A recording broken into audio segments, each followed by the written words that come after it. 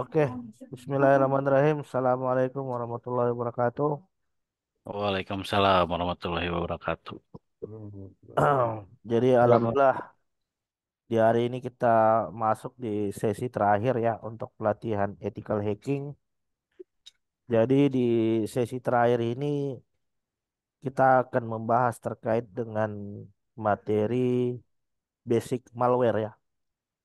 Ah, d- jadi kita bahas terkait jenis-jenis malware, dan jika sempat ya waktunya tercover, saya nanti akan mencoba demo terkait sistem kerja dari malware ya. Jadi yang akan kita coba demonstrasikan adalah malware untuk jenis virus dan keylogger ya. Jadi jadi tanpa berlama-lama lagi, ini apakah sudah di follow up ke teman-teman di grup? Saya terus.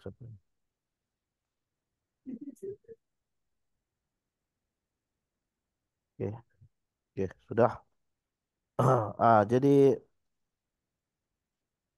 sebelumnya kita mungkin bisa bahas definisi terlebih dahulu ya terkait dengan apa itu malware ya.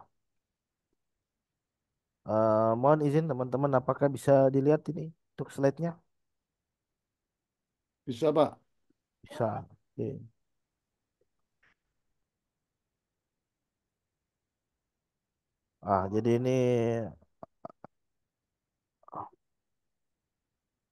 Jadi ini adalah materi terkait dengan basic malware.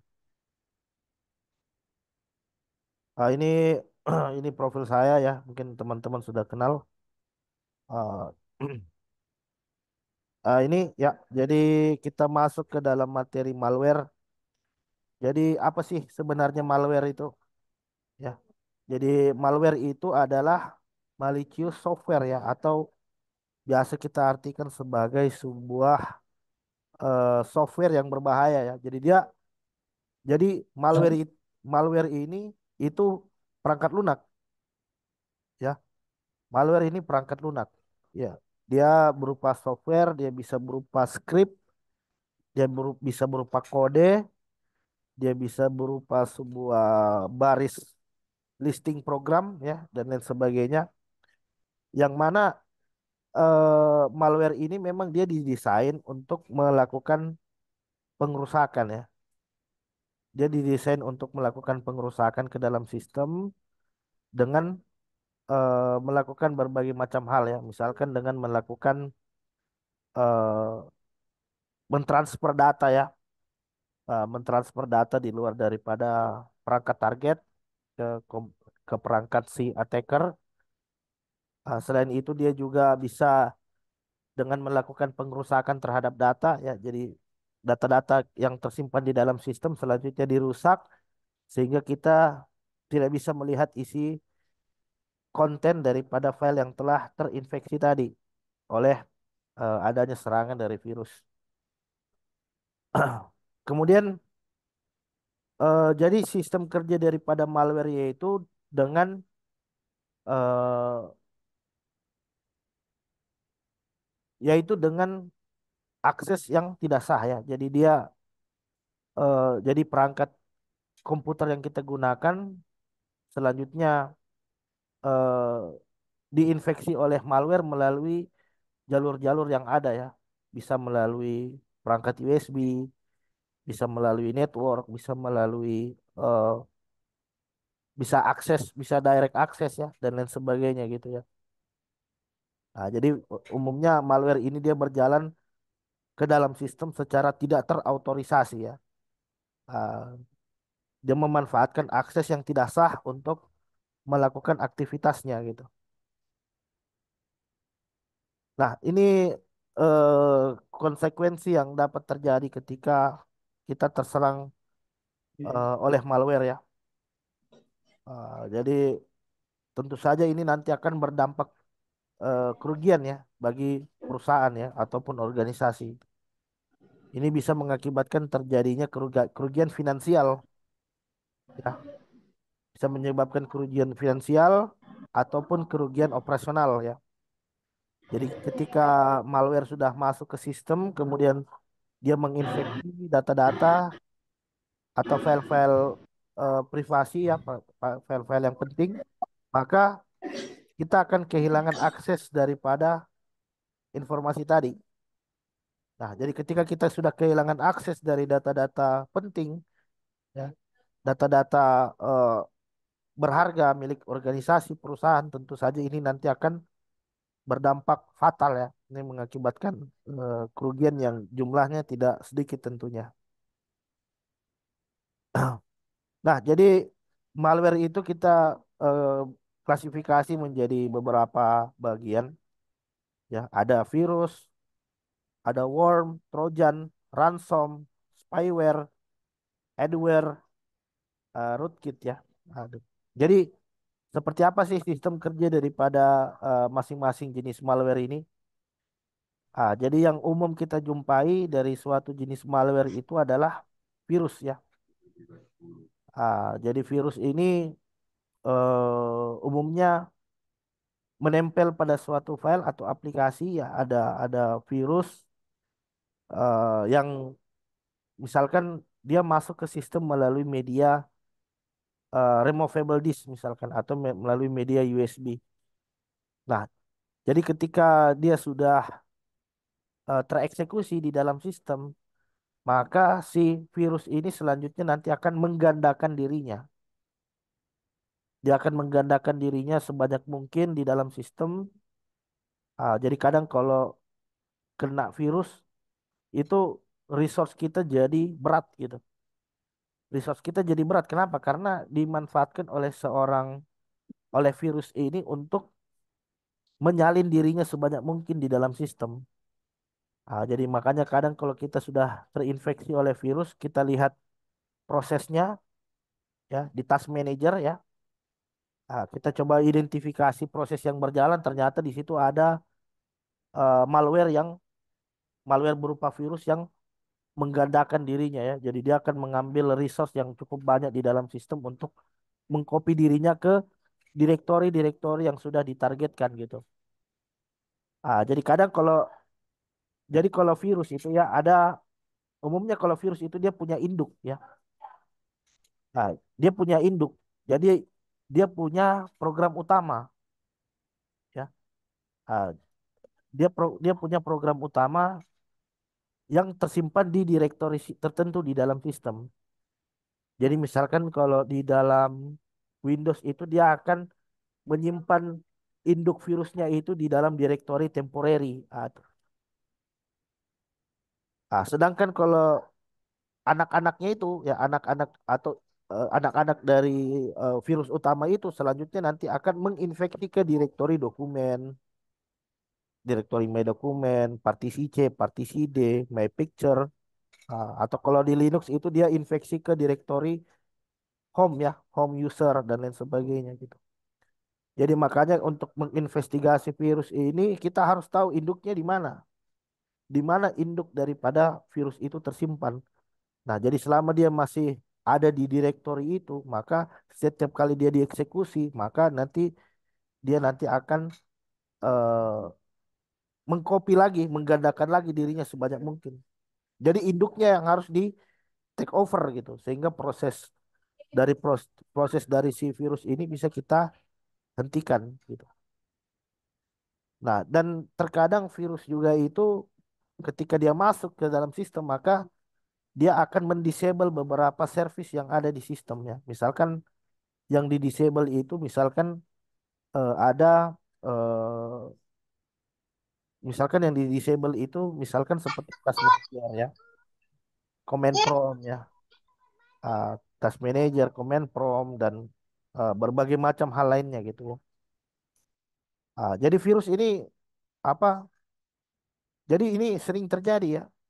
Banyak saya temui pakai Linux gitu. Makanya pakai Linux biar tidak kena virus ya. Jadi tidak ada jaminan sebenarnya. Anda mau pakai Linux, Anda mau pakai virus, itu tidak ada jaminan. Kenapa? Karena virus itu bisa dibuat juga untuk berjalan di lingkungan sistem operasi Linux gitu. Dan saat ini mungkin masih belum banyak saja virus untuk di Linux ya. Tapi kita tidak tahu. Mungkin beberapa tahun kemudian ketika pengguna Linux sudah banyak, maka akan banyak juga pengembang virus untuk di lingkungan Linux gitu ya. Tapi umumnya yang sering kita temui virus ini umumnya dia nyerang ke sistem operasi Windows. Tapi ada juga yang nyerang ke Linux itu. Makanya di Linux itu tetap ada antivirus juga. Kalau pernah dengar ada antivirus Klamaf ya dan lain sebagainya ya. Tapi untuk saat ini tanpa antivirus pun kita masih aman gitu. Tapi eh, kita tidak tahu ya, tidak menuntut kemungkinan beberapa tahun kemudian mungkin virus juga nanti akan banyak diciptakan untuk menyerang sistem operasi Linux gitu. Nah, kemudian ini ada yang kita sebut dengan worm ya. Jadi worm ini jadi dia mirip dengan virus ya. Jadi dia juga melakukan replikasi ke dalam perangkat komputer ya. Namun yang mencolok dari worm ini dia memanfaatkan jaringan. Jadi kalau virus kan kadang butuh interaksi dari pengguna gitu. Sedangkan worm ini dia tidak butuh interaksi. Dia tidak butuh interaksi dari pengguna, dia hanya butuh adanya jalur komunikasi yang terbuka, port komunikasi yang terbuka, kemudian dia selanjutnya nanti akan memanfaatkan jalur tersebut untuk berpindah gitu dari satu perangkat ke perangkat yang lain. Nah, makanya kadang ciri khas dari adanya worm di dalam sistem komputer ini biasa terjadi bottleneck. Nah, biasa kalau kita inspek ke jaringan, tuh kita akan melihat adanya proses traffic yang banyak gitu di dalam jaringan loh. Ini ada apa? Itu kita perlu curiga. Mungkin ada salah satu host dari perangkat kita ini yang terinfeksi oleh adanya worm gitu. Jadi ciri khasnya itu pada jaringan komunikasinya ya. Jaringan komunikasinya nanti di sini akan menjadi berat gitu ya.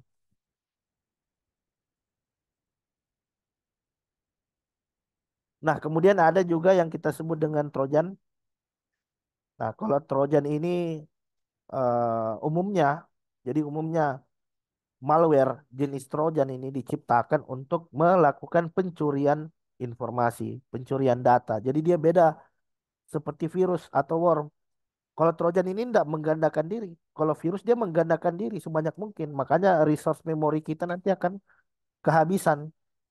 Makanya kadang kalau yang terinfeksi virus itu perangkat komputernya jadi berat. Kalau dicek di memori itu utility-nya bisa sampai 99%. Beda halnya kalau Trojan, ya. Jadi Trojan ini kalau dia sudah masuk ke sistem, kadang kita tidak sadar itu. Kalau sudah masuk di dalam sistem, kadang kita tidak sadar bahwa ternyata kita sudah dimasuki oleh Trojan. Tapi hati-hati, data-data Anda itu diam-diam dicicil itu sama si Trojan. Jadi memang dia bukan mengerusak memang. Bukan tujuannya malware ini memang bukan untuk berbuat kerusakan. Seperti menggandakan diri, menginfeksi file. Tapi dia akan mencari di mana direktori data-data kita tersimpan. Kemudian selanjutnya data-data itu nanti akan diupload ke internet melalui Trojan tadi. Makanya kadang kalau terinfeksi Trojan itu kita cek prosesnya ya. Pada proses upload downloadnya itu coba cek. Jadi misalkan kalau kita tidak pernah ngapa-ngapain kan, saya tidak pernah ngupload data dan lain sebagainya, tiba-tiba ada proses upload, nah itu hati-hati. Loh ini saya nggak ngupload apa-apa kok ada proses upload gitu yang berjalan. Itu hati-hati. Jangan-jangan perangkat Anda sudah diinfeksi oleh adanya Trojan ya. Jangan-jangan data Anda sudah dicicil. Data-data Anda sudah dicicil. Tiba-tiba beberapa tahun kemudian, loh ini kok bisa ada data saya di internet? Kapan uploadnya itu? Itu perlu curiga. Jangan-jangan Anda sudah dimasuki Trojan. Gitu ya. Ah, jadi Trojan ini apa? Dia seperti apa? Software yang dipercaya gitu ya, trusted software gitu. Seolah-olah dia adalah seperti perangkat yang dipercaya. Jadi dia bisa antivirus ya, dia bisa berupa sebuah apa namanya browser dan lain sebagainya, tapi ternyata di dalam program itu didesain untuk melakukan akses terhadap data secara tidak sah gitu dan melakukan proses upload gitu. Nah, jadi kalau kita melihat kisahnya Trojan itu dari Troy ya. Jadi kalau pernah nonton filmnya Troy, ah, jadi kisahnya Trojan itu ngambil dari sini nih. Ah, Trojan ya, Trojan. Trojan, nah ini. Ah, jadi dia itu simbolnya kuda, gambarnya gambar kuda gitu. Tapi tapi di dalam kuda ini ya, di dalam kuda ini berisi tentara Yunani gitu, tentara Romawi. Jadi kisahnya dulu kan ada perang ya antara kerajaan Troy dan Romawi ya. Jadi pada saat itu Romawi kalah oleh kerajaan Troy ini. Nah, kemudian Romawi selanjutnya memberikan hadiah. Jadi memberikan hadiah berupa patung kuda. Jadi diberikan hadiah itu patung kuda. Ini. Jadi patung kudanya seperti ini nih. Ah, terus patung kuda ini selanjutnya diterima oleh kerajaan Troy. Ini ada simbol perdamaian katanya. Ini simbol perdamaian kami dari Romawi untuk Troy gitu, untuk kerajaan Troy. Tapi ternyata di dalam kuda ini itu isinya adalah pasukan Romawi. Jadi ketika malam hari, ketika seluruh penduduk sudah tidur, maka pasukan yang ada di dalam eh, patung kuda ini selanjutnya keluar dan membantai seluruh masyarakat yang ada di dalam kerajaan itu. Sehingga disitulah kerajaan Troy jadi kalah karena diserang dari dalam gitu. Terus jadi simbol Trojan ini selanjutnya diadopsi oleh Trojan, oleh virus yang oleh malware yang ada di internet ya. Jadi dia terinspirasi dari kisahnya si Trojan tadi itu ya. Eh, jadi tapi sekarang dia seolah-olah aplikasi yang kita percaya, wah ini aman, ini aplikasi ini ini aman, insya Allah aman gitu ya. Ini browser kok apa kok gitu kan. Ah, karena kepercayaan itu selanjutnya nanti kita menjadi korbannya gitu ya. Jadi kita juga harus hati-hati gitu ya untuk menginstal menginstal aplikasi. Takutnya aplikasi yang kita install ini ternyata berisi suatu script untuk melakukan akses terhadap data-data yang sensitif. Nah, kemudian ini yang sedang happening, yang sedang rame saat ini. Jadi yang sedang rame dan sedang happening ini saat ini adalah ransom ya. Jadi ransom ini suatu program yang melakukan enkripsi terhadap data. Jadi ketika data kita sudah terinfeksi oleh adanya ransom, maka bisa dipastikan data-data kita selanjutnya nanti tidak akan bisa diakses. Nah, jadi kita butuh apa? Jadi kita butuh untuk membeli kunci dekripnya. Ya, eh, jadi kalau masih ingat materi yang telah saya sampaikan kemarin ya di pertemuan sebelumnya, jadi ransomware ini sebenarnya menerapkan konsep kriptografi. Nah, itu. Cuman kan kita tahunya kriptografi itu hanya untuk komunikasi SSL ya, komunikasi melalui HTTPS gitu kan. Namun kriptografi ini bisa dimanfaatkan juga untuk hal-hal yang tidak bagus. Contohnya tadi untuk ransomware. Jadi kita encrypt data, jadi ada data-data dari korban ini selanjutnya terencrypt. Dan untuk membuka, berarti kita harus membeli kunci decryptnya. Kita beli fungsi decryptnya dan kunci decryptnya agar bisa membuka file tadi. Gitu. Ah, dan ransom sekarang sudah apa berkembang gitu ya. Jadi ada ransom-ransom tertentu yang menginfeksi perangkat dan dia bisa mengambil sampai ke ID operating sistemnya. Makanya kadang suatu file yang sudah terinfeksi oleh ransom itu tidak bisa didekrypt di luar komputer yang terinfeksi tadi. Karena sudah diidentifikasi ID operating sistemnya. Jadi ketika terinfeksi di situ ya kita harus decrypt juga di komputer yang sama. Ada yang seperti itu. Ada juga ransom yang ketika terinfeksi kunci decryptnya bisa general gitu kan, atau bisa kita dapatkan dengan mudah. Jadi ini yang sudah banyak menjadi menjadi korban ya dari jenis serangan ransom yang mulai dari ada bank ya, salah satu bank swasta di Indonesia, kemudian yang paling baru ini di PDN ya. Ah, jadi ketika ransom ini sudah menyerang,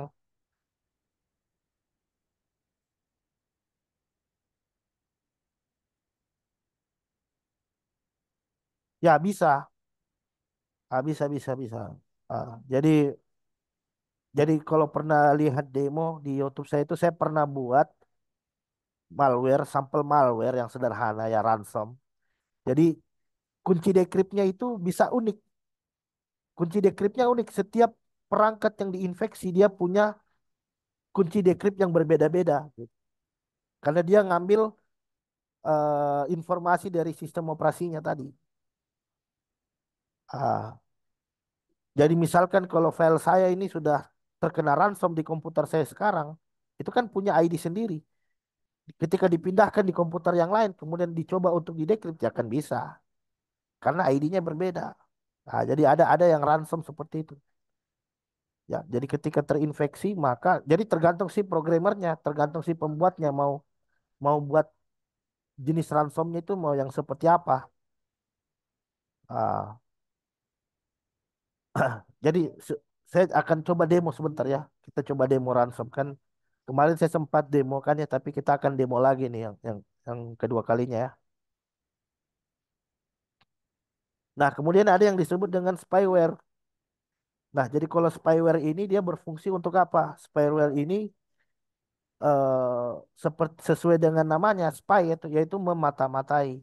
Ya, jadi ketika sistem kita berhasil dikompromis oleh adanya suatu spyware, maka dia selanjutnya nanti akan menampilkan iklan secara terus-menerus di browser kita gitu ya.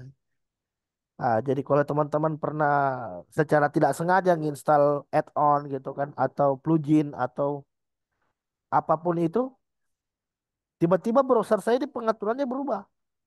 Jadi ciri-cirinya pengaturan browser kita berubah, kemudian dia akan menampilkan iklan secara terus-menerus. Dan iklannya itu tidak relevan dengan apa yang kita browsing, apa yang kita cari pada browser ya. Jadi yang ditampilkan kadang di luar konteks ya. Iklan judi online, iklan situs porno dan lain sebagainya gitu ya. Itu spyware. Jadi dan spyware juga ini kadang dia memata-matai ya. Jadi semacam keylogger juga dia. Jadi ada yang keylogger juga. Jadi spyware itu dia memata-matai. Jadi yang dimata-matai di sini apa? Yang dimata-matai di sini bisa berupa aktivitas yang sedang kita lakukan di dalam sistem. Kita sedang ngetik apa, kita sedang buka aplikasi apa, kita lagi sedang ngirim data apa, proses apa saja yang berjalan di sistem komputer. Nah, itu semua bisa dimonitoring oleh si spyware. Ya. Ah, jadi spyware itu ada yang monitoring dan bahkan ada yang sampai melakukan kontrol ya. Situsi ya, bisa bisa sampai melakukan situsi, command and control. Jadi misalkan dia melihat kita sedang membuka suatu software-software tertentu, maka si attacker selanjutnya nanti akan eh, bisa melakukan kendali terhadap proses-proses yang berjalan di dalam sistem kita. Misalkan pengen dimatikan sama dia atau pengen diinspek sama dia ya dan lain sebagainya.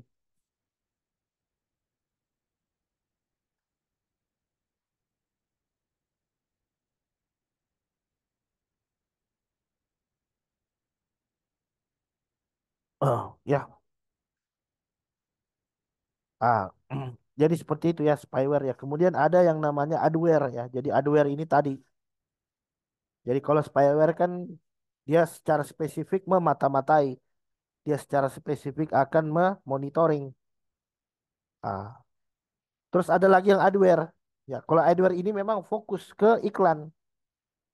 Jadi dia akan menampilkan iklan secara terus-menerus di dalam aktivitas yang kita lakukan. Ah, Jadi adware ini sebenarnya nggak sampai melakukan kerusakan di dalam perangkat komputer, tapi terus terang ini sangat mengganggu gitu. Karena dia akan muncul terus-menerus. Dan jika dia muncul terus-menerus, tentu saja dia akan mengambil resource dari perangkat yang kita gunakan. Tentu ini nanti akan membebani kinerja daripada perangkat komputer yang kita gunakan tentunya. Kemudian ini ada yang kita sebut dengan rootkit. Jadi rootkit ini itu apa? Semacam program tambahan gitu dari di luar daripada malware tadi ada kita sebut dengan rootkit. Jadi rootkit ini ya tugasnya untuk mensupport daripada malware yang sudah menginfeksi di komputer. Jadi rootkit ini kadang dia menyembunyikan informasi daripada malware, ya. Ah, Sehingga dengan begitu si attacker selanjutnya bisa melakukan kontrol secara penuh, ya. Jadi kadang kita begini, ini loh, ini kok ini virusnya sudah saya hapus, saya masuk, dia masuk lagi gitu. Virusnya sudah saya hapus, tapi ternyata bisa jadi rootkitnya masih ada. Malwarenya mungkin sudah dihapus, tapi rootkitnya masih ada, sehingga si attacker selanjutnya bisa ngupload lagi, sekalipun Anda sudah hapus induknya gitu. Jadi dia masih punya jalur, atau mungkin dia bisa menanam malwarenya di lokasi yang berbeda, di luar lokasi yang sudah terinfeksi tadi. Nah, jadi ini adalah teknik penyebaran dari malware ya. Jadi malware ini macam-macam. Jadi masuknya bisa melalui phishing ya, makanya kita kadang harus hati-hati ketika melakukan akses terhadap suatu file, suatu web dan lain sebagainya. Jadi dia bisa melalui halaman yang dipalsukan, halaman phishing. Ketika kita mendownload file dari halaman phishing tadi, selanjutnya nanti malware tadi nanti selanjutnya akan masuk ke dalam komputer, atau dia bisa melalui email, atau dia bisa melalui SMS. Jadi banyak sekali media. Jadi SMS itu kadang ada SMS bilang katakan silakan download untuk mendapatkan bonus sekian. Nah, itu ketika Anda klik tek, itu malware isinya langsung masuk, terinstall di dalam komputer. Itu hati-hati ya. Atau bisa jadi dari drive ya. Kita bisa saja. Jadi tidak harus melalui halaman phishing. Jadi kadang ada malware, coba coba cari-cari di internet itu banyak. Jadi saya pernah buka GitHub dan isinya itu adalah malware.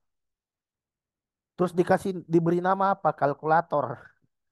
Jadi kalau kita tidak jeli, cuman kalau di GitHub kan ini bagusnya kalau open source ya. Bagusnya kalau open source kan kita bisa lihat isi source code-nya gitu ya. Beda dengan program yang sudah dikompil jadi file executable. Jadi sebelum saya download, saya baca dulu itu skripnya. Wah, ternyata di tengah di baris-baris tertentu ternyata dia menyelipkan suatu perintah untuk melakukan reverse connection. Wah, jadi tidak harus dari website palsu dan bahkan di situs resmi bahkan di situs-situs resmi sekalipun misalkan di GitHub itu bisa saja ada source code malware yang diupload ke sana gitu yang tanpa kita sadari kita download, kita install sehingga kita menjalankan daripada ransom tadi.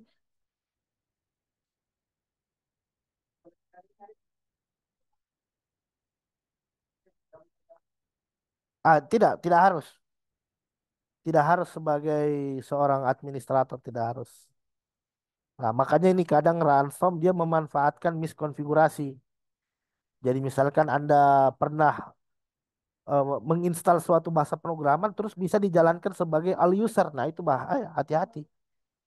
Ketika dia bisa dijalankan sebagai all user berarti termasuk dengan service dan lain sebagainya. Gitu ya. Ah, Sebentar sih kita demo sebentar ya. Kita coba demo sebentar. Jadi saya udah membuat beberapa sampel malware ya. Nah, kemudian ada yang kita sebut dengan exploit kit.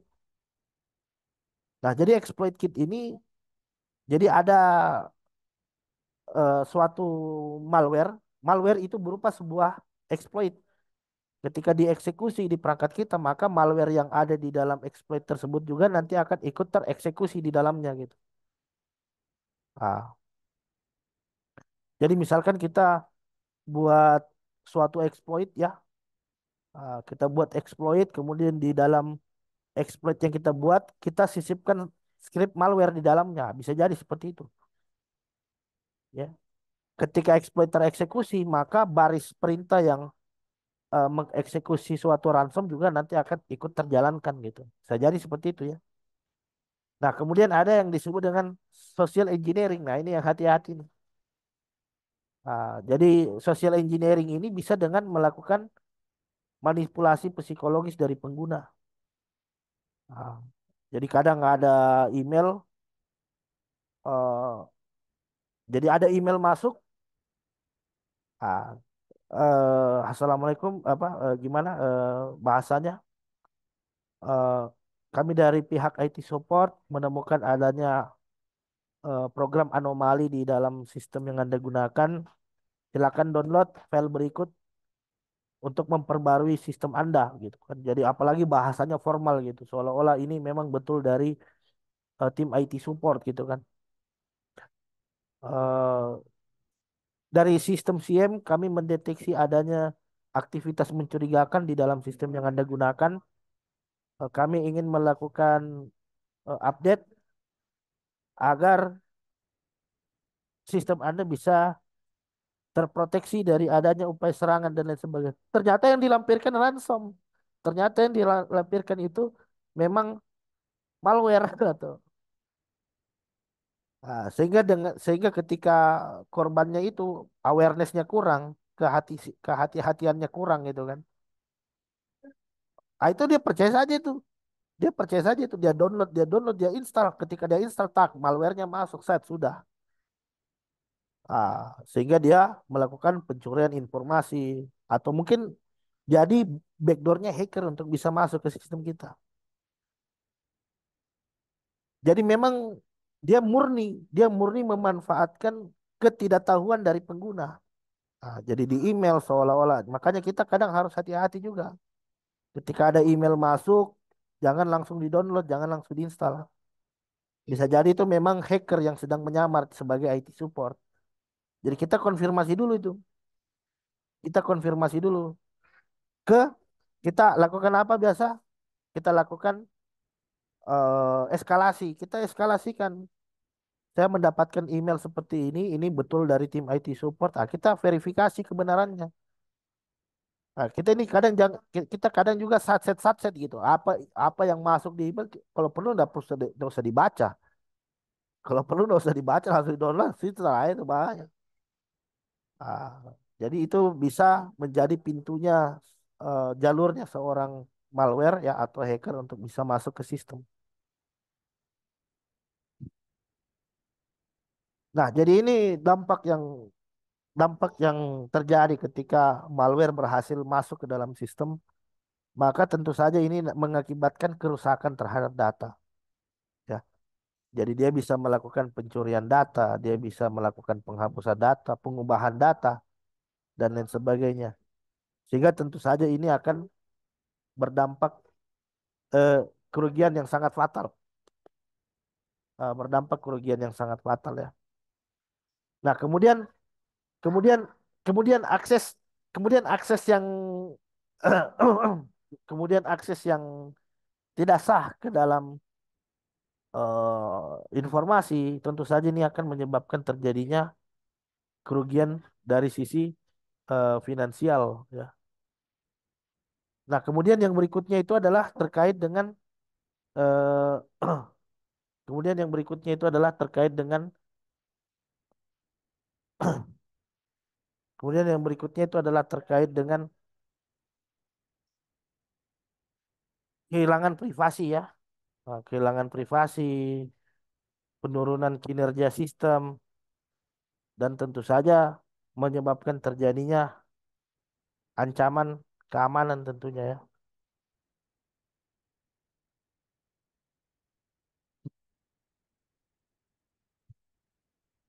Nah, jadi apa yang selanjutnya perlu bisa kita lakukan ya?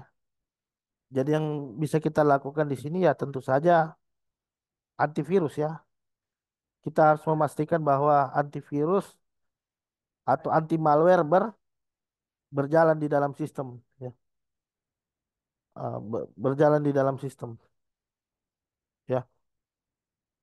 Kemudian kita juga harus memastikan bahwa antivirus yang kita gunakan ini selalu terupdate, ya, selalu eh, terpatching gitu, ya, selalu diperbarui, selalu di patch sehingga ketika ada malware jenis-jenis baru itu bisa diidentifikasi.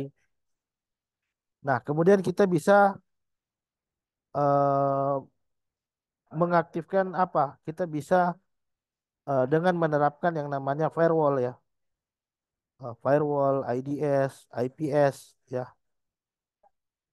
eh, dan lain sebagainya.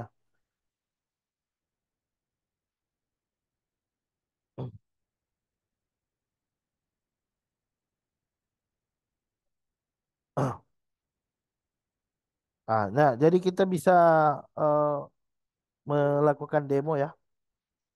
Kita bisa kita bisa dengan mendemonstrasikan terkait dengan penerapan dari malware, ya. Jadi saya bisa share screen dulu.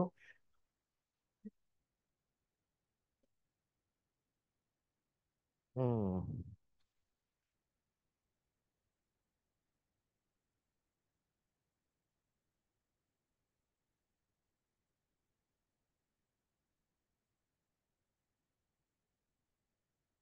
Ah, Username kali, password kali. Ini. Jadi di sini saya eh, punya sampel malware, ya. Jadi sini saya coba mengembangkan sampel malware, ya.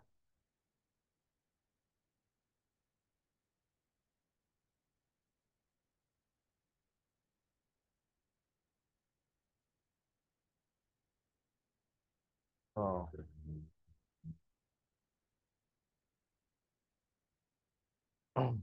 Oke, ini ada malware-malware sederhana, ya. Ini kan ini jalan sebagai user loh ini.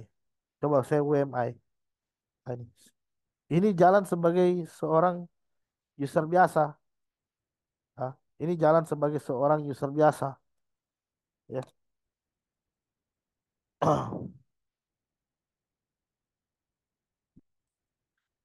Sudah itu. Wah, bukan.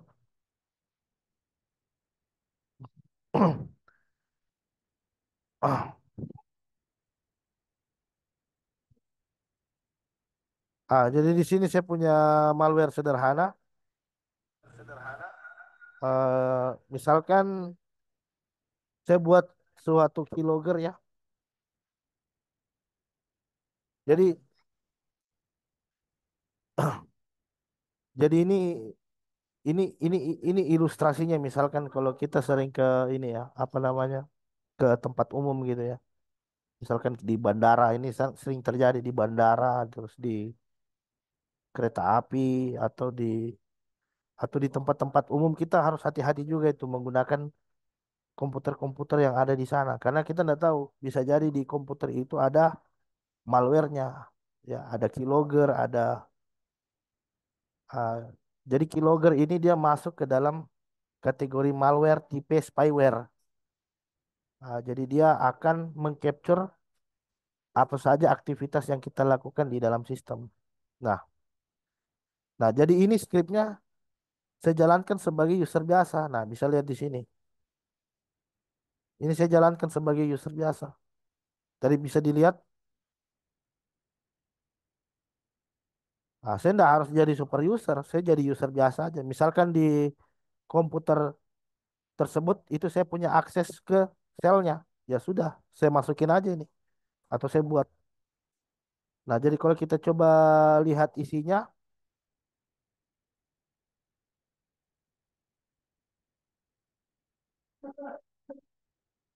ada. Jadi bisa dilihat di sini ketika ada aktivitas yang masuk, ya. Jadi di sini saya pakai Python, terus kemudian saya import library pyinput ya, pyinput.keyboard. Terus saya import juga untuk library logging. Nah, jadi dia selanjutnya nanti akan menyimpan, dia akan menyimpan hasil capture dari keyboard itu ke dalam directory home kali, terus diikuti dengan eh, log directory-nya, ya log directory, terus kemudian diikuti dengan keylogger. Ah, terus kemudian saya set levelnya sebagai debug. Jadi dia sekalipun di mode debug sekalipun dia bisa mengcapture apa saja aktivitas yang dilakukan. Ah, baru di sini saya definisikan on press key. Ya, jadi tiap ada aktivitas ketikan, maka itu selanjutnya nanti akan di logging. Ah, itu selanjutnya nanti akan di logging. Kemudian kita tulis hasil ketikan keyboard pengguna tadi ke dalam perintah, ke dalam variabel logging yang sudah kita definisikan. Nah, nah ini saya coba jalankan. Ah, ini saya hapus dulu. ls. Nah, ini ada keylog. Ini saya hapus dulu ini keylognya. Nah, saya sudah hapus keylognya ya. Jadi keylognya sudah saya hapus. Ya, berarti filenya udah saya hapus ya. Berarti saya mulai dari awal gitu. Misalkan, ah, nah saya lakukan seperti ini. Python keylog, terus saya jalankan dia di balik background. Saya jalankan di balik background. Sekarang dia jalan di background. Nah, jadi aktivitas yang dilakukan oleh seorang user sekarang itu bisa tercapture di sini. Ini. Jadi semua yang saya ketikkan ls, if config. Jadi misalkan Anda login, terus Anda pakai komputer itu, clear apa semua, ls USB, ls PCI. Nah, ini aktivitas akan tercapture ini semua. Nah, jadi kalau kita coba hentikan prosesnya, nah ini kan ada ya. Saya kill dulu prosesnya. Nah, ini saya kill dulu. Terminated Python keylogger. Sekarang saya coba cut keylog dot, oh direktornya di home ya. Cut keylog.txt enter. Ini lihat. Ini yang tercapture tadi. Tapi tercapture-nya dia per huruf. Jadi dia mengcapture tiap huruf ini. Dia mengcapture tiap huruf. Nah, ini kan masih ingat tadi ya. Ini kan tadi saya tekan Control Shift terus plus plus plus plus, itu kan tujuannya untuk memperbesar daripada tampilan ini ya. Untuk memperbesar daripada tampilan sel terminal. Nah, kemudian di situ saya masukkan perintah ini, coba lihat. Ini clear. Setelah saya tekan clear, saya enter, terus saya masukkan lagi perintah ls, terus saya masukkan lagi perintah if config. Nah, ini tercapture semua ini. Saya masukkan lagi perintah clear, ls USB, PCI, PCSI. Ini keluar keluar semua ini. Ini kill. Kan saya sempat matikan prosesnya ya. Kill 72155. Nah, ini tercapture semua.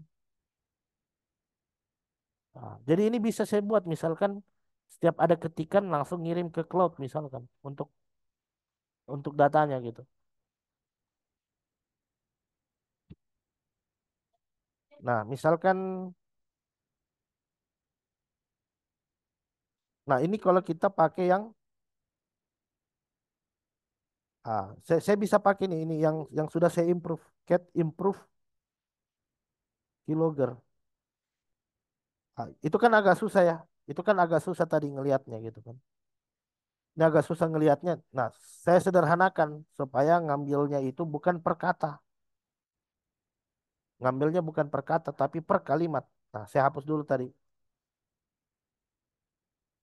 Nah, saya sederhanakan kilogramnya. Python improve kilogram. Sorry, ini saya jalankan di background. Ah, jadi ini nggak ada yang tahu sekarang. Kalau di background ini sedang ada proses yang berjalan di balik layar. Gak ada yang tahu ini. Mereka tinggal topaknya aja. Halo, ini adalah inputan dari user yang tercapture. Ah, ini. Jadi setiap ada enter, nah ambilnya dua per kalimat. Per satu kali enter dia nanti akan mengcapture.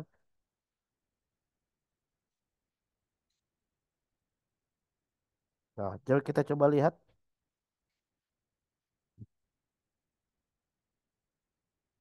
Kita coba kill prosesnya.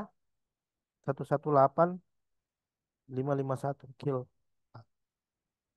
Kita lihat cut kilok. Coba lihat ini. Ini lengkap dengan tanggal, bulan, tahun beserta dengan datanya. Halo, ini adalah inputan dari user. LSUSB, LSPCI, DMSG, PS, kill, catalog. Jadi bahaya sekali. Dia bisa ambil capture secara lengkap tanpa ada informasi yang hilang. Saya juga sudah kembangkan antinya. Jadi misalkan kalau saya jalankan,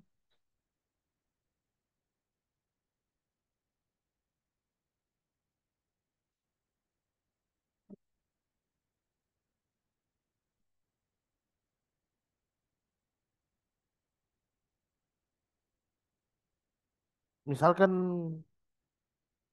misalkan saya jalankan seperti ini, Python.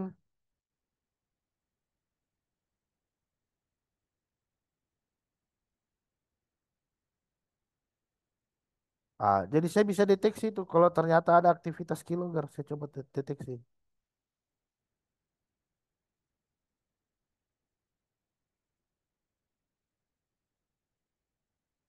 Python, saya coba Python anti keylogger. Jadi sebelum kita beraktivitas, kita coba dulu. Tak kedapatan ini. Kedapatan terdeteksi, terdeteksi, terdeteksi ada suatu aktivitas keylogger. Nah, ini tersimpan di mana? Tersimpan di home kali keylogger keylog. Nih. Ketika kita lihat keylog PWD, kita sudah ada di direktur yang sama ini. Saya cut keylog. Itu ketahuan ya. Jadi ada antinya. Jadi sebelum kita gunakan komputer itu, kita jalankan dulu skripnya untuk mendeteksi adanya suatu aktivitas yang disinyalir sebagai suatu aktivitas berbahaya.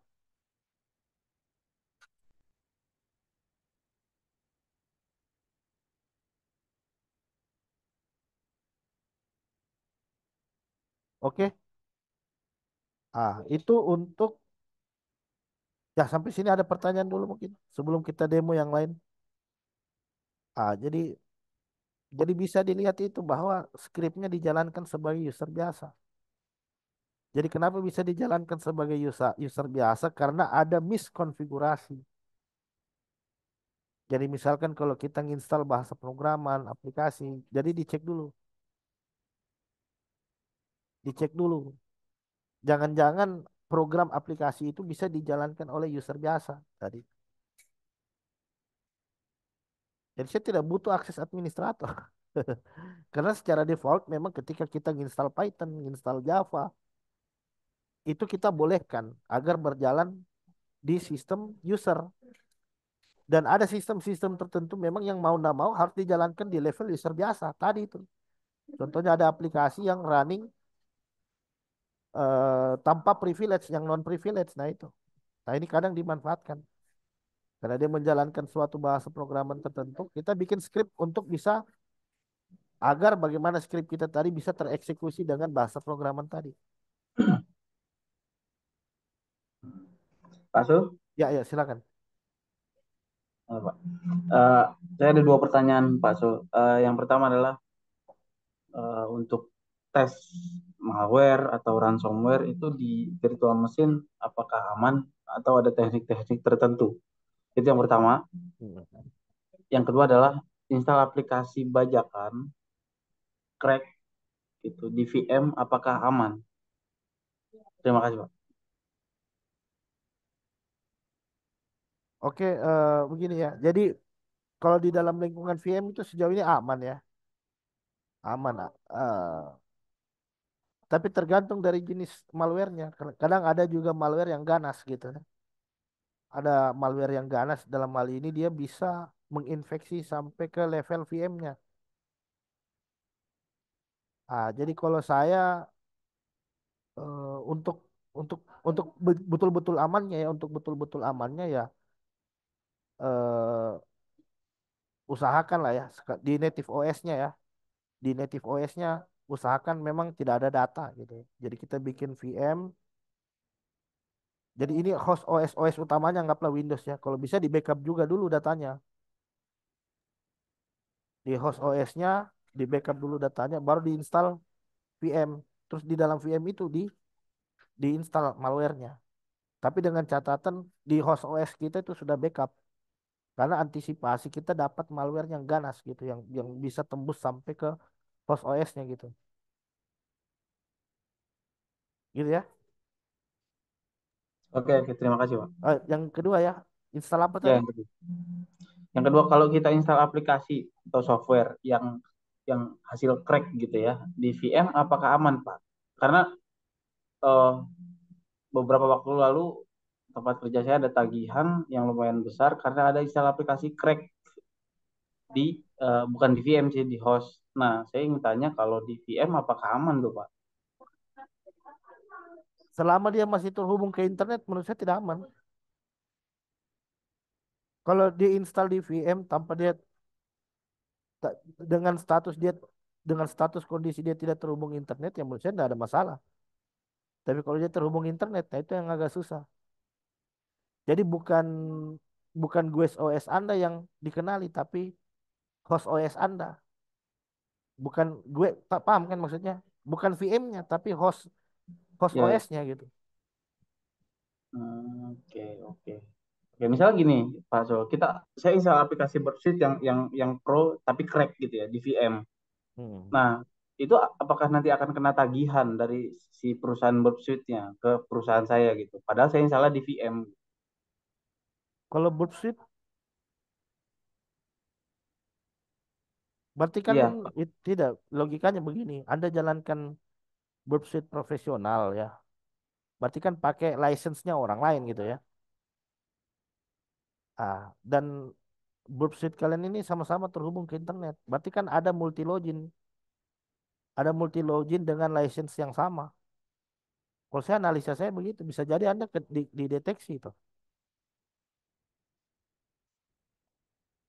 Karena license yang Anda gunakan dan license yang Anda pakai sama dan kondisinya sama-sama terhubung. Berarti kan license Anda teridentifikasi sebagai license yang sama dengan punya orang lain. Gitu ya? oke oke Pak Sol, terima kasih Pak Sol. Ya, ya. Silakan yang lain kalau ada. Oh, izin Pak Zul. Ya, ya, silakan. Eh, Proses pembuatan malware ini kan namanya malware development ya Pak ya. Ya, ya. Habis itu kalau pembuatnya berarti kan malware malware developer Pak. Ya, betul. Bener kan? Nah, yang Ya. jadi pertanyaan saya tuh nyata nggak sih Pak atau cuman mitos saja malware developer tuh Pak? Nyata. Artinya ada nggak sih Pak orang yang gini, orang yang dibayar penuh lah untuk membuat malware jadi malware developer gitu Pak? Ada. Atau cuma mitos saja tuh Pak? Bukan mitos itu ada. Ada terjun ke deep web aja. Itu banyak kok jasa-jasa ditawarin di sana. Semua jenis jasa lagi ada di sana.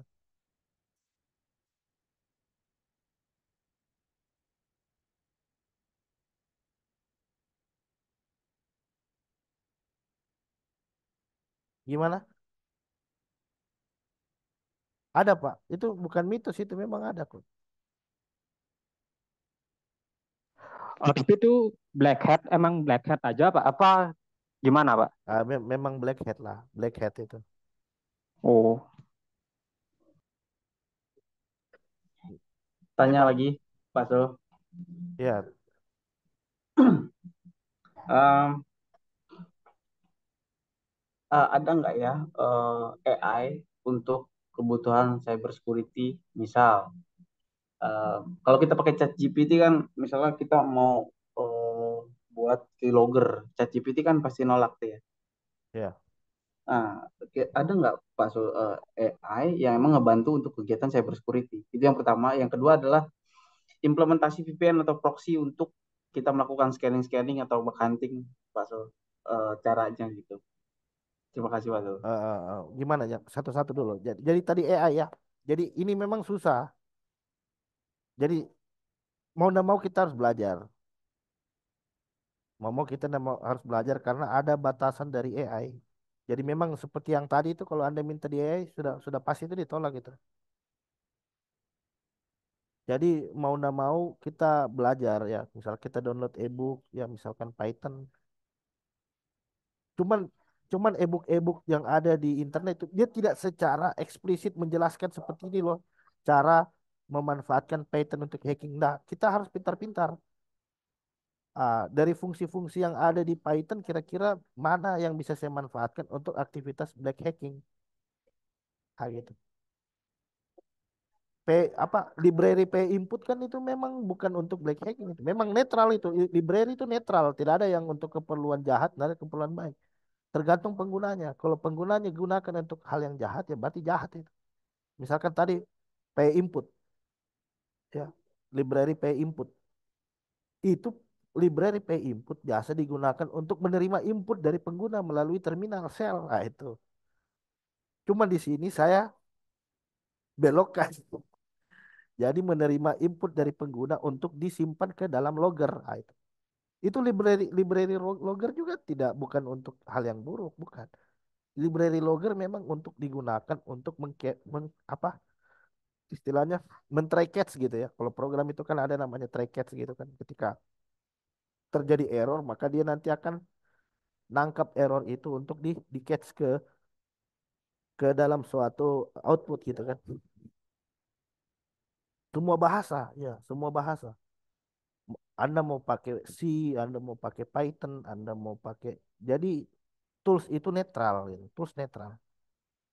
Tools itu netral. Apapun itu bahasa programan, aplikasi, operating system. Cuman kita pintar-pintarnya saja melihat dari library itu apa yang saya bisa manfaatkan dari library tadi untuk sesuatu yang sifatnya adalah black gitu, untuk black hacking gitu. Gitu ya.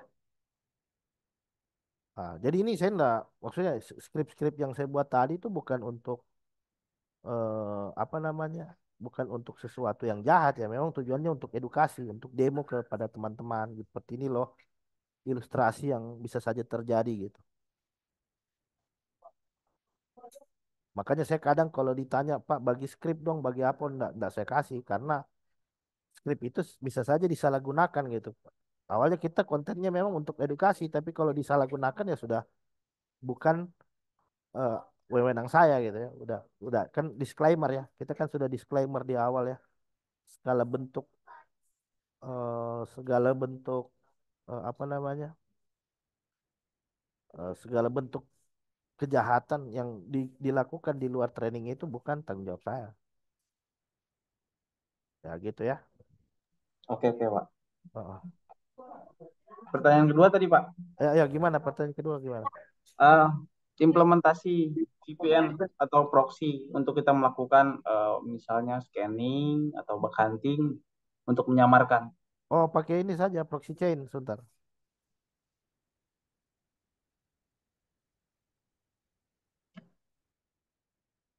Jadi pakai proxy chain saja.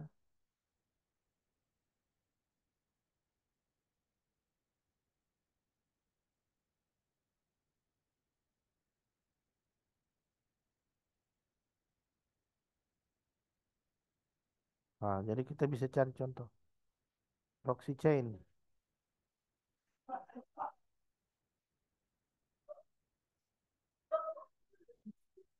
Nah, tinggal diikuti aja nih. Jadi proxy chain juga ada yang berubah tiap waktu. Ada yang berubah juga di tiap aktivitas kita nanti di tiap 30 menit nanti dia akan berubah. Ah, pakai ini aja.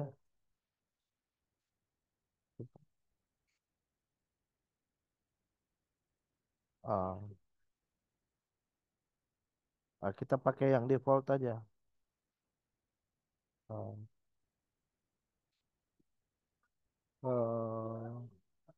Ah, ini. Jadi kalau sekarang aktivitas saya sekarang sudah disamarkan kalau lewat proxy chain.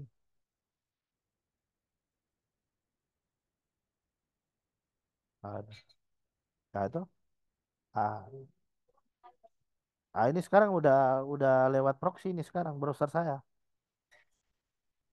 Jadi saya enggak membuka, jadi saya tidak membuka secara langsung. Saya bukanya lewat proxy.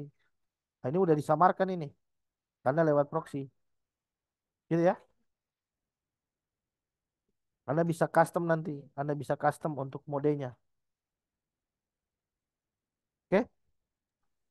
Oke, aman aman Pak. Terima kasih Ah, Pak.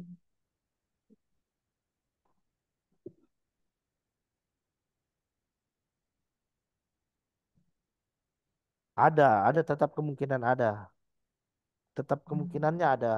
Jadi pintar-pintarnya si attack apa si blue teamnya aja. Jadi kadang saya tuh ngakalin sampai ya disamarkan gitu. Ada file di-download sampai masuk ke dalam sistemnya dia. Terus dieksekusi. Ketika dieksekusi kita bisa dapat itu alamat IP public asli dari si attacker. Gitu ya.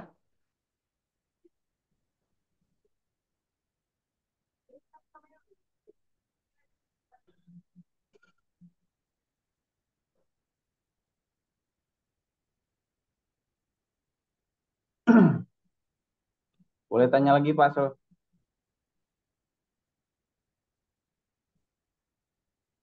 Ya silakan silakan. Eh, saya mau ini Pak Sol mau minta rekomendasi buku yang berkaitan dengan belajar WPNTest, Python sama OSCP. Mungkin Pak Sul ada rekomendasi buku Pak. Rekomendasi buku ada dari saya kalau saya tuh paling sering pakai pack ya. Jadi pack itu menurut saya cukup lengkap tapi macam-macam. Kalau saya sendiri macam-macam sih. Kalau saya suka ambil dari sini pack ada. Jadi lumayan itu ada. Nggak mahal-mahal juga harganya ada yang $30, $40.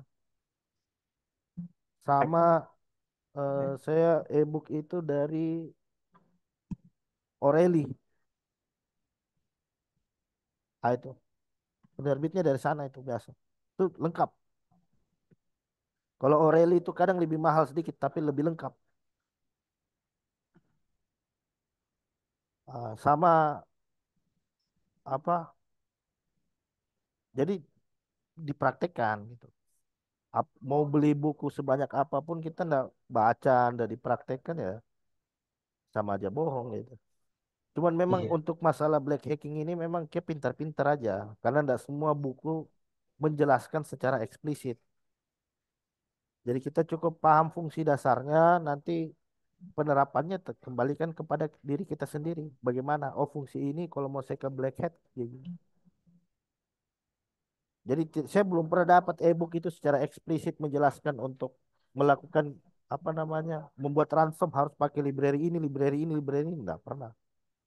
Saya cuma tahu aja, oh untuk enkripsi bisa pakai MD5, AES. Nah ini kita manfaatkan untuk mengembangkan malware misalkan. Bisa berarti gitu ya. Oke oke Pak. Terima kasih Pak. Dan judul bukunya Pak Sul. Paten. Wah judulnya saya lupa ya. Nanti saya coba cari ya. Saya tuh lebih banyak buku fisik sebenarnya. Iya yang buku fisik Buku juga nggak buku apa-apa Pak fisik. Sul. E-book sih sebenarnya. Soalnya kalau kirimnya itu agak agak mahal kalau fisik ya, tambah biaya gitu. Tapi saya, tapi saya coba carikan lah ya. Boleh, boleh Pak Sul. Terima Ah, kasih, Pak. sama-sama, sama-sama. Gitu ya.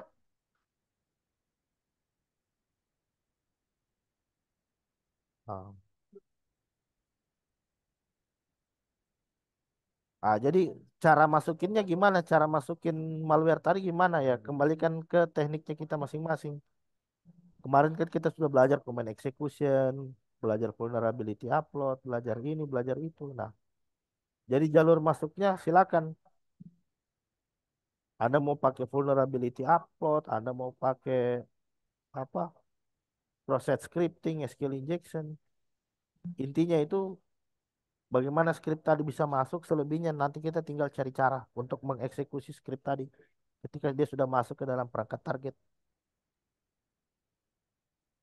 Gitu ya.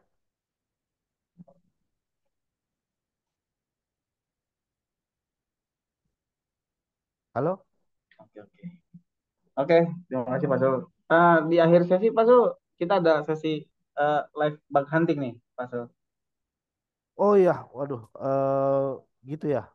Eh Live bug hunting nanti bisa kita ini aja ya di Klook ya. Sudah gabung di Klook belum?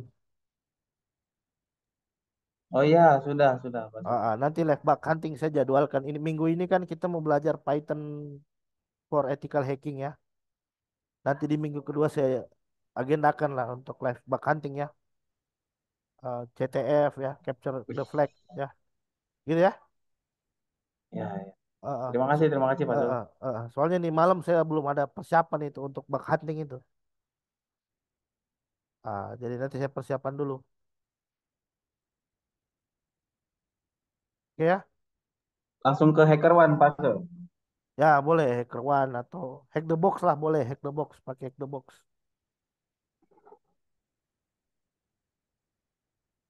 Ah,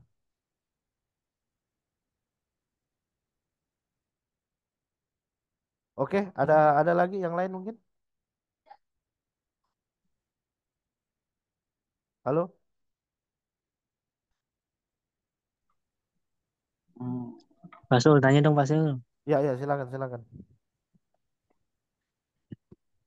Mungkin teman-teman di sini ada yang mau belajar Komtia Pentes, bisa nggak di Pak Sul nih? Oh ya boleh boleh bisa di saya boleh. Boleh di saya Tapi kalau boleh. lebih banyak kan harganya mungkin bisa agak murah kali ya Pak Sul. Ya boleh boleh. Nanti saya kondisikan lah. Bisa Oke oke dikondisikan. Pak Sul. Ah, ah, Makasih. ah, ah. Ya betul ya. Sertifikasi itu penting sekali ya menurut saya. Karena skill tanpa sertifikasi juga gak susah. Artinya secara secara skill mungkin kita sudah ahli ya. Tapi kan di luar sana tetap saja rekognisinya itu adalah standarisasi gitu. Sertifikasi. Jadi kalau saya bisa dari Security Plus dulu. Kalau sudah Security Plus ambil lagi Pentest Plus gitu. Jadi jangan langsung lompat ke yang advance nanti belajarnya agak susah. Jadi kalau memang mau betul-betul mau menseriusi cyber security ini, eh, saya sarankan teman-teman belajar vendor terus ambil satu sertifikasi.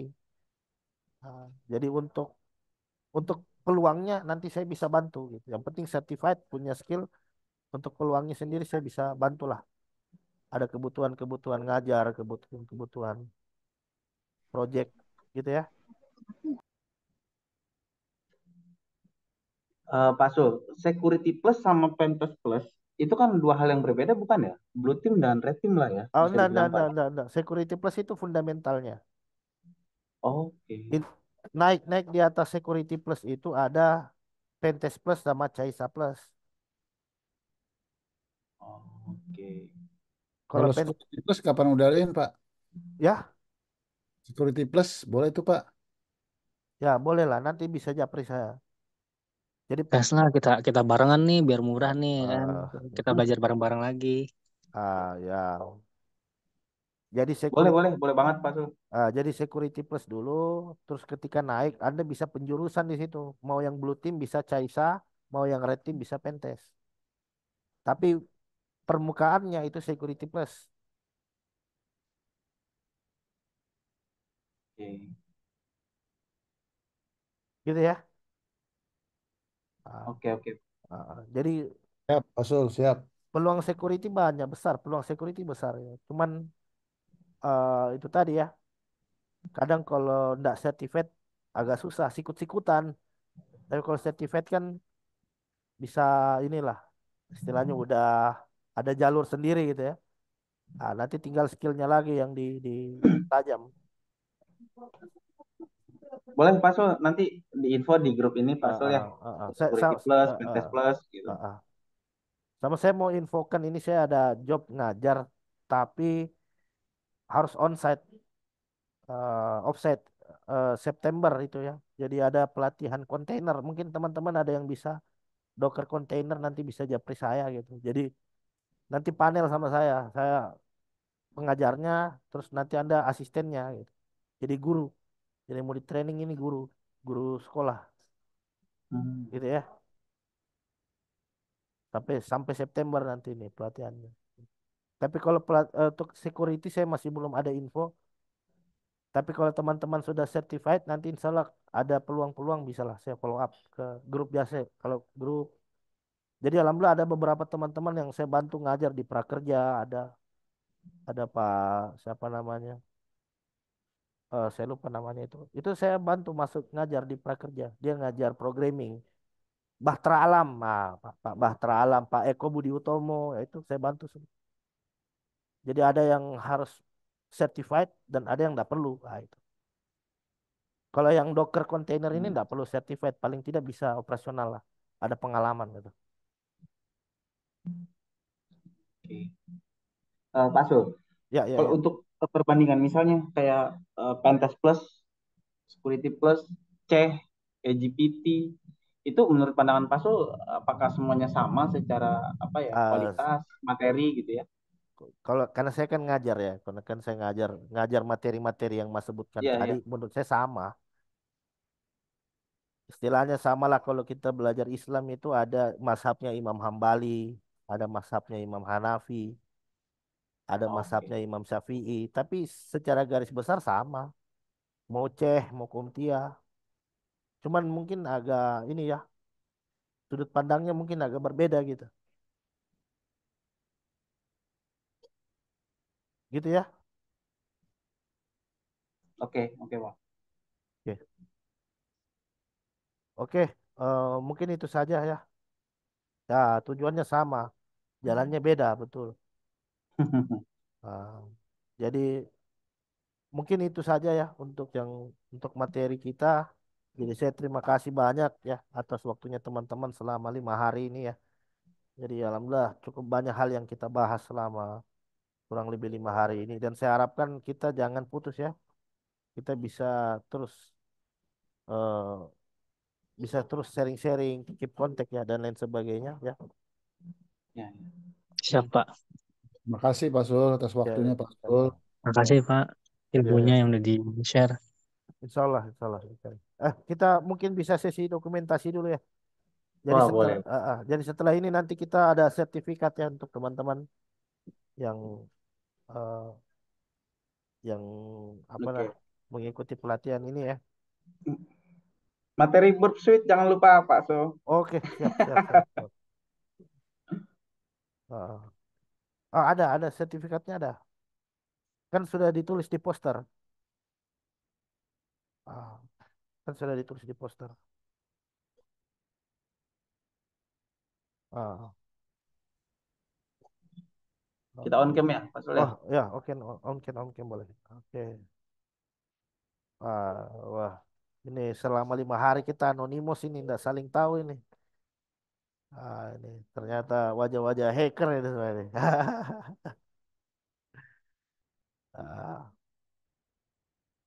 Ah, jadi untuk event berikutnya nanti kita bisa adakan di komunitas ya. Insya Allah saya akan bahas materi terkait dengan Python di komunitas. Kita akan bahas terkait Python untuk cyber security. Dan jika ada pertanyaan-pertanyaan nanti yang tidak terjawab di sesi ini bisa kita eh, lanjutkan ya di sesi pertemuan di hari Minggu Insya Allah. Eh, Oke, saya mungkin saya mungkin bisa izin untuk capture gambarnya. Nanti setelah ini silakan teman-teman ditulis untuk nama lengkapnya ya di grup. Nanti saya eh, follow up ke panitia untuk dibuatkan sertifikatnya. Insya Allah sertifikatnya bisa 1 minggu lah setelah pelatihan ini ya. Maksimal 1 minggu setelah pelatihan ini sertifikat sudah bisa Anda terima. Jadi saya hitung dalam 3, 1, 2, 3.